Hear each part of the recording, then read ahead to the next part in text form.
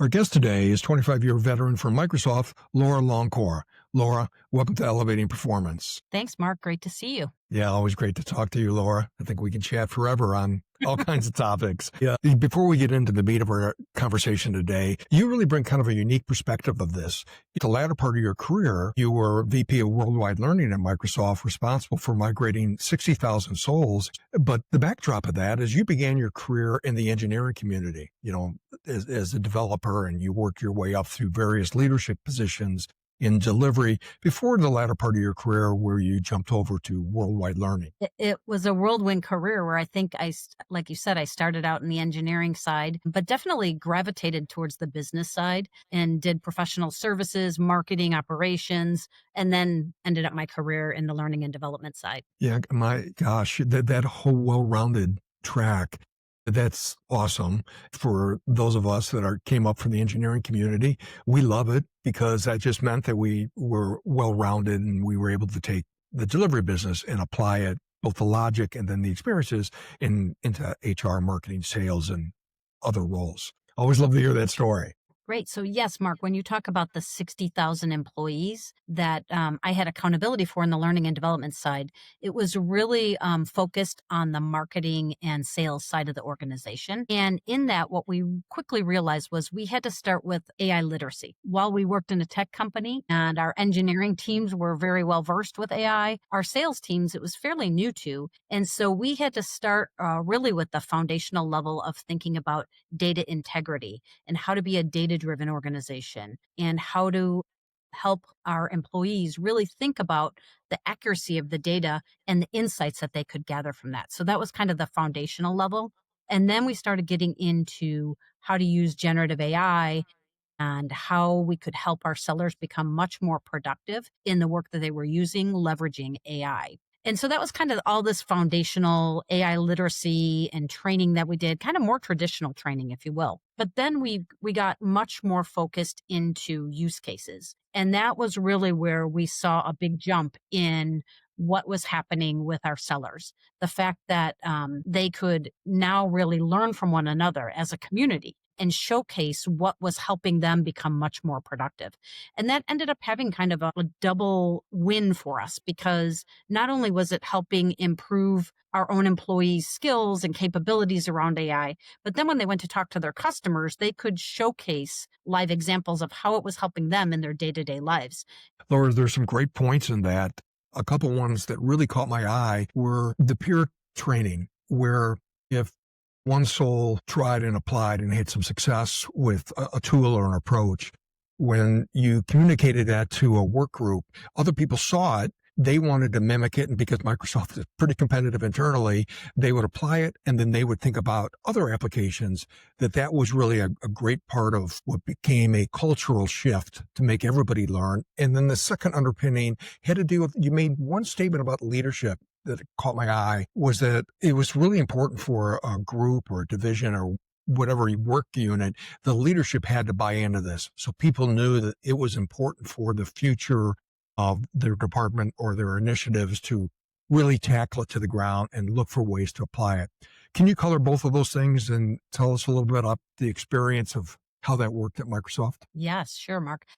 The learning from others was really, really critical. And one of the things that I would say was very interesting that was a learning for us as an L&D department was it wasn't just learning from the use cases within the sales organization. That certainly helped. I think that helped the sellers recognize, like, my friend Mary went out and did this and she got more productive, or she was able to have more time so she could be customer facing because she freed up some administrative tasks. So all that was great from within the sales organizations.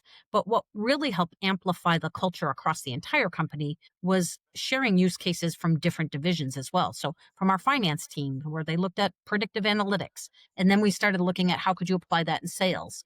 Or you would go into operations and you'd look at workflow automation and you'd say, how could you apply that into the sales organization?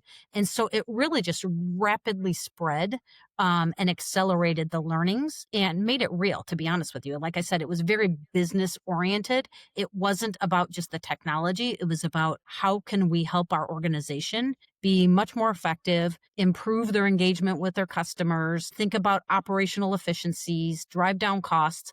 All of that was critically important as the driver, not just the fact that we were trying to teach a new technology. That was the first part about learning from each other. And the second part of that, Mark, was really about the leadership and how critical the leaders were to change and drive transformation in the organization. It was critical that the leaders were role modeling what they were learning as well, what was needing to change, and how they could showcase that to their teams, and then really just drive the vision of why AI was going to be critical moving forward, why it was important that everybody embrace this new learning. And so the leaders had to really talk about that infused into everything that they do, whether it was setting a vision, they needed to add the AI vision, whether it was about how they were going to be much more efficient and drive revenue and growth and how AI could be part of that. And so that leadership element was critically important because it set the tone for the cultural change and the transformation that was happening in the organization. It would be very hard if I was just as a learning and development leader, if I were just saying like, we have to change the culture. The culture has to come from the leadership. And that's really what we were finding as we were going through this transformation. The uniqueness about this technology is the hype cycle and Yeah. the just how accelerated it has been, much more condensed than anything we've experienced professionally in the past. And it's great to hear that Microsoft did this because day in and day out, I'm talking to clients and business owners and leaders and emerging folks. That's the number one question. If they're not a technologist by training, Hmm. a lot of the questions today are like, I think I'm behind. How do I do it? What's the mindset I have to do? Even Microsoft, its leadership have an AI first mindset, figure out how they're going to inject it into workflows and wake up thinking, how can I get better and applying it in these other areas and make that a cultural shift so that the whole group starts getting better with it. The way I like to think about it, Mark, is leaders have foundational skills that they've been doing for years and years and years. And now what we need to do is help leaders understand how to layer and weave AI into their daily tasks. Whether it's setting a strategic vision, now you need to augment with what is the AI vision right now, right? Whether it's thinking about growth and how you're driving meeting next quarter's numbers, how can AI help contribute to that? Whether you're thinking about growing your team, how do you help develop the individuals on your team leveraging AI? And so I think in many ways, the foundation of leadership still stays the same. There's all the activities that you need to do, but it now has to be infused with the lens of AI. And that is changing quickly. So, I understand when you were saying some leaders feel like they're behind right now. The reality is there's never a better time to start than now, right? It's really thinking about what you can do to even get going today. And whether that's just as simple as changing the mindset of your team that you are leading right now to be thinking through AI and workflows and how can you improve customer engagement, workflows that we were talking about on business processes, like the back office processes, like pipeline management and how that can change from that perspective. And really just thinking about asking questions and being much more curious in how the data that is available can provide new insights and really leverage that. I think leadership and how to help people go through this big transformation, it's a little bit like it's a step at a time, but it has to be a quick step because everybody's moving very, very quickly. And I like to also think about that from people's personal lives. We use AI day in and day out, sometimes without even knowing it, right? You ask in your car for directions of where you're going to go, and there's AI in the background calculating the fastest route and all those types of things. And so it doesn't need to be scary. It's things that we do every single day. It's things that we now need to address into the workplace. And I think we do have to think about like the elephant in the room because people are worried about AI taking over roles and jobs and functions. But really, what AI does is help from augmenting what we do, especially in the sales perspective. There's no way you can build relationships with AI today, right? There's just not that nuance of communications. That's not that ongoing relationship building. So a lot of the fundamentals still stay the same. But now, wow, do we have the power to really get more productive, get more insights about our customers and how we engage with them, and really leverage technology in a new dimension. Some phenomenal points in there, Laura. The ideas that the sales departments really have new, extremely powerful tools that talk to them about the depth of their pipe, the reality of where a circumstance is as it's flowing through the sales journey. Fantastic set of tools for them to be better. But as I listen to that, part of my mind jumps to, how do you really measure adoption? How do you really measure how well people are applying it and the outcomes that are being derivatives of that? Any thoughts along those lines that you can share? Yeah, I mean, there's kind of the obvious things that can get measured, like if you're using a tool, right? In Microsoft, we use Copilot, which is basically similar to ChatGPT. We would look at the usage of our Salesforce, right? Are people using that on a regular day-to-day basis? Or in our collaboration tools, are they using the AI capabilities to summarize the meeting notes they just had with their customers? And so we had methods through the tools that would help measure adoption. But then it would also, again, come back to the leader just to have the conversation with their teams, right? Are they feeling confident enough to go sell AI? And in order to do that, they had to learn themselves. And so it was kind of a combination, Mark, of leveraging the tools that are out there and being leveraged for AI and what was the usage from that perspective. But it was also just the conversations in an ongoing way with their employees, just to say, are you confident? Are you needing some additional training yourself? And what are you doing about that to kind of foster that development in an ongoing way so you can continue to drive adoption and drive engagement? Because we couldn't do like a one-stop training. It has to be like an ongoing effort. And it doesn't all come from learning and development. Sometimes it's just as simple as I asked a question into a ChatGPT capability, and that helped me get some more insight on my customer from a particular meeting I was going to. And so it's kind of that quantitative and the qualitative side coming together to think about driving adoption. Laura, from both Microsoft's perspective as well as industry in general, many executives are assigned external coaches to help them with the demands of their roles and how they themselves develop. That also is extended to emerging leaders in organizations as part of their developmental overall plan. Can you share with us how Microsoft does that, and generally in the industry, how you've seen successful programs be crafted with the use of outside coaches? Yeah, that's a great question, Mark. Executive coaching has a role in leadership development across the board, and now with AI, I think it's added a new twist into helping leaders grow and develop in this space that's unique.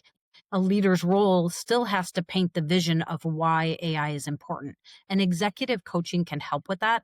It can help with communication plans and how they're going to broadly reach their employees to drive change management and to drive this transformation that's going to be super important. One of the things we had at Microsoft was really thinking about how we accelerate the pace of change. And that's hard. It's a hard concept because you're thinking about changing behaviors and changing the culture of the organization. And so executive coaching can help with how to expedite and demonstrate ways from other companies, bring in outside perspectives on how to think about setting that cultural change. Because really, at the end of the day, this is what this is about. It's about transformation, right? It's about changing this behaviors that we talk about. And so executive coaching can help think through what's happening externally as well as internally in the organization. And so that's another avenue that I think could be beneficial. It's also about coaching employees, because it's not just about the leader's development, but how are the leaders turning around and developing their employees as well with this AI mindset. And maybe it's my learning and development bias, but I think it's more important than ever now that leaders help carve out the time for employees to experiment, to try new things, to see how it works in their environment or doesn't work, and to open up that dialogue across their organization to be able to share those learnings. I know a lot of sales leaders through the years, all they want to do is get out there and sell, hit their numbers. And now I'm asking as a business leader to say, step back and make sure that your employees are prepared for now and into the future with AI. And so that's maybe not a popular thing with some of our sales leaders, but I think it's a necessary way to be thinking about the future is that you have to be able to carve out some of that time. Well, it's been refreshing learning how the world-class approach to leadership development, and which includes existing leadership and emerging leaders, the two different classes of people, Absolutely. where a third party, an outside coach in a trust relationship, they're devoid of the day-to-day territorial stuff and those matters. They have no emotion associated with it. And that clarity of not having that emotion, but also having a perspective of how these matters are done is a great weapon to help leaders as they go forward. Gives them a chance to coach them up, understand the circumstances, be that personnel type issues in internal development, as well as when they lay out their operating plan or their future growth strategies, being able to bounce that off with a third party that they trust before they go either to their subordinates or to their peers and to their bosses has great value. And that's where the role of the external coach has really been adopted in the world-class matters for the big software houses. And a lot of the emerging places are doing the same thing. Just bringing in outside expertise that has been down this path before, they can really help leadership emerge. Yeah, I think you brought up a really great point, Mark. It really is a safe spot. It's a safe spot to share your personal fears as a leader, right? Like maybe you're not yet bought into the vision of AI and how it's going to help your organization. And you can voice that with your executive coach and talk through how you can kind of learn and grow yourself, but then also take that communication and the storytelling back into your organization so that you can talk about the benefits in a more effective way. And so that safe spot allows for practice of those discussions.